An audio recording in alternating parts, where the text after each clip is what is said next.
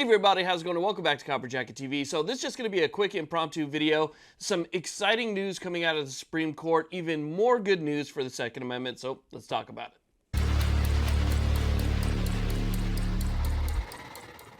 Hey everybody, I just want to let you know I really appreciate you watching these videos. It means a lot. If you wouldn't mind, hit that thumbs up button, hit that subscribe button. It would help me out greatly. And also check out the main sponsor of this channel, which is the USCCA. Absolutely the best membership you could ever have in your wallet with self-defense, liability insurance, and more. So check out the USCCA. Let's get to it.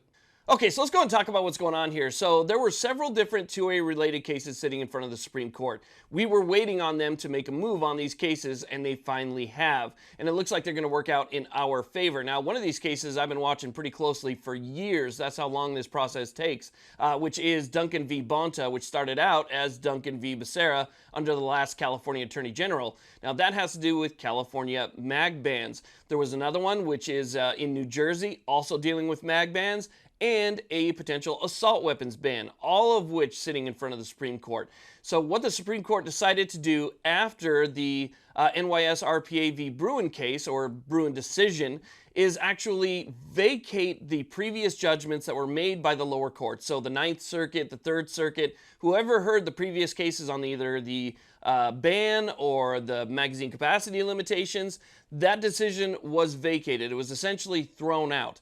Now, the Supreme Court sent the cases back to the lower courts saying, we want you to take another look at these and we want you to apply the standard that we've given you. Okay, so basically, the Ninth Circuit loves to apply this, two-part standard, and sometimes they'll consider public safety based on, government interests and stuff like that. They'll look at things from just a totally wrong perspective. Well, the Supreme Court said you can't do that anymore. You have to look at text, history, and tradition. So you have to look at the text of the second, read it, understand its history and its tradition, and apply your logic to that only. And so no more two-part system, no more, government considerations. No, it's only off of text, history, and tradition.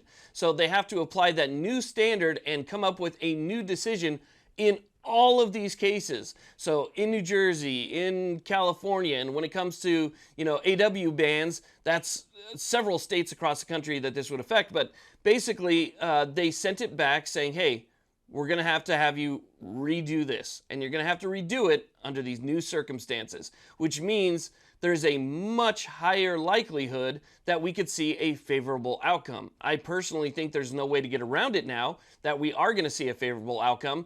I still would have preferred for the Supreme Court to actually just come out and say, hey, when it comes to the AW ban, there is precedent in Heller saying that anything that's, in common use for lawful purposes is protected by the Constitution. I would like for them to just simply say, we're overturning the lower court's ruling because, Heller already stated what the facts were, but they didn't. And, but still, they vacated the previous ruling, which said that, the state was allowed to make these bans. They overturned that, they vacated it, they sent it back, it said do it over again based on the Bruen decision. So that's actually pretty cool. Again, that means that there is a much higher likelihood that we could see these cases overturned and we could win these as well. So not only did we win the Kerry case, but it looks like we have a fair chance now of winning the other cases that have bothered so many people and restricted so many people's rights. So it looks like, capacity limitations, bans, things like that could be on the table to be completely overturned. So fingers crossed on this one. We'll pay close attention to what the Ninth Circuit does, what the Third Circuit does, and how they rehear these cases and what their decision is. I think that they could do it pretty quickly. Hopefully they do. And if they do, it'll be an absolutely momentous day in this country.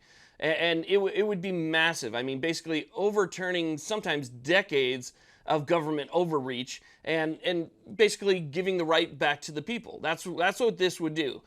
It would give the rights back to the people where they belong. So again, this, while it's not perfect, I wish the Supreme Court would have said, hey, you guys have this right outright, period. But still, sending it back, this is a good thing. Don't look at it in a negative way. We got to look at the positive here. I think we're in for some pretty big wins. So again, fingers crossed. If you guys haven't done so already, please like, subscribe, and you guys have a great day.